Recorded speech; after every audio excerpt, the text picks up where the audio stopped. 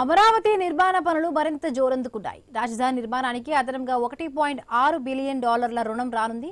World bank, Asian development bank నుండి అదనంగా $1.6 బిలియన్లు పొందడానికి కేంద్రం గ్రీన్ సిగ్నల్ ఇచ్చింది. ఇంకా అదనపు రుణం కోసం ప్రపంచ బ్యాంక్, ఏడీబీకి ఏపీ సర్కార్ దరఖాస్తు చేయనుంది. అమరావతిలోని ప్రాజెక్టులకు ఈ రెండు బ్యాంకులు $1.6 బిలియన్లు ఇస్తూ ఉన్నాయి. హడ్కో మరొక 11,000 కోట్ల రుణం ఇస్తోంది. అదనపు రుణం మంజూరైతే 40,000 కోట్లు అందుబాటులోకి రానున్నాయి. మొత్తం 88,000 కోట్లతో వివిధ పనులకు ఏపీ ప్రభుత్వం ప్రణాళిక రూపొందించింది. ఇప్పటికే 50,000 కోట్ల విలువైన పనులకు సిఆర్డీఏ, అమరావతి డెవలప్మెంట్ కార్పొరేషన్ టెండర్లను పిలిచింది.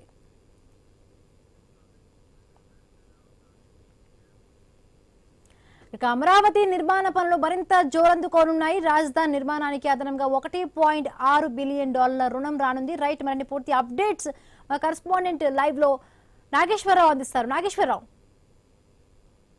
అమరావతి రాజధాని పనులు ఏదైతే వేగం పుంజుకొనున్నాయి. దీనికి సంబంధించి ఇప్పటికే ఏదైతే కేంద్ర బ్యాంకు నుంచి, అలాగే ఏదైతే దీనికి బ్యాంకు నుంచి, అలాగే ఏషియన్ డెవలప్ బ్యాంక్ నుంచి కూడా $1.6 బిలియన్ నిధులు మంజూరు అవనున్న నేపథ్యం ఉంది. అదే విధంగా అధికంగా ఇంకొక అంశంగా కేంద్ర ప్రభుత్వం నుంచి కూడా మరో $1.6 మిలియన్ల నిధులు కూడా మంజూరు చేయాలనే అంశంతో అయితే రాష్ట్ర ప్రభుత్వం ఏదైతే అర్జీ పెట్టుకున్న నేపథ్యం ఉంది. దీనికి సంబంధించి ఏదైతే రాజధాని పనులు ఇప్పటికే ఏదైతే రోడ్లు కానీ, అలాగే అధికారుల బిల్డింగ్లు, అలాగే ఎమ్మెల్యే క్వార్టర్స్ కి సంబంధించి వీటన్నిటి కూడా పనులు వేగవంతం అవుతున్న పరిస్థితి అయితే ఉంది. ఈ నేపథ్యంలోనే ఈ యొక్క ఏదైతే దీనికి సంబంధించి ఈ ఏదైతే రాజధాని నిర్మాణ అవసరాల నిధుల లభ్యత మరింత పెరగనున్న నేపథ్యం అయితే ఉంది. అలాగే దీనికి చూసుకుంటే ఈ అదనపు రుణం కోసం ప్రపంచ బ్యాంకు, అలాగే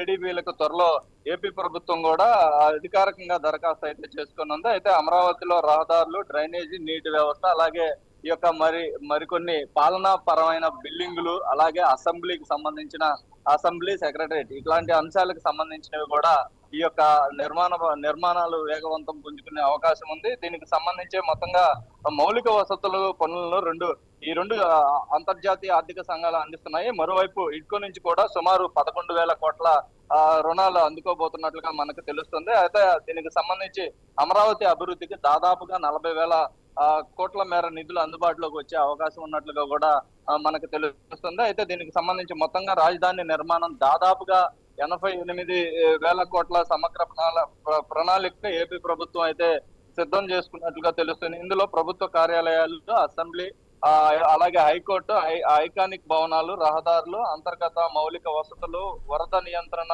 వ్యవస్థలు, గ్రీన్ ఫీల్డ్ అర్బన్ డెవలప్మెంట్ వంటి పలు కీలక పనులు ఉండనున్నాయి. ఇప్పటికే 50,000 కోట్ల విలువైన అభివృద్ధి పనులను సిఆర్డీఏ, అమరావతి డెవలప్మెంట్ కార్పొరేషన్ టెండర్లు పిలవడం విశేషం. అయితే టెండర్ ప్రక్రియ పూర్తి అవగానే రాజధాని పనులు అయితే గ్రౌండ్ అప్ మరింత వేగం పుంజుకునే అవకాశం ఉంది. అదే విధంగా చూసుకుంటే రాజధాని ఏదైతే ఏపీ ప్రజలకు రాజధాని అనేది లేకుండా పోయిందనే అంశం కూడా ఉంది. అలాంటిది కూటమి ప్రభుత్వం అధికారంలోకి వచ్చిన తర్వాత రాజధానిని ఒక అసెంబ్లీ, పార్లమెంటు వేదిక ఒక తీర్మానించిన పరిస్థితి కూడా ఉంది. ఈ నేపథ్యంలో ముఖ్యమంత్రి చంద్రబాబు నాయుడు ఏదైతే కేంద్రం నుంచి భారీ మొత్తంలో ఈ యొక్క నిధులు కేటాయించుకునే సందర్భంలో చూసుకుంటే రాజధాని పనులు వేగం పుంజుకున్నాయని అయితే చెప్పవచ్చు. దీనికి సంబంధించి ఏదైతే కేంద్ర ప్రభుత్వం, ప్రధానమంత్రి నరేంద్ర మోడీ కూడా రాష్ట్రానికి నిధులు ఇచ్చేందుకు కూడా ముందుకు వస్తున్న నేపథ్యం ఉంది. ఇదే క్రమంలో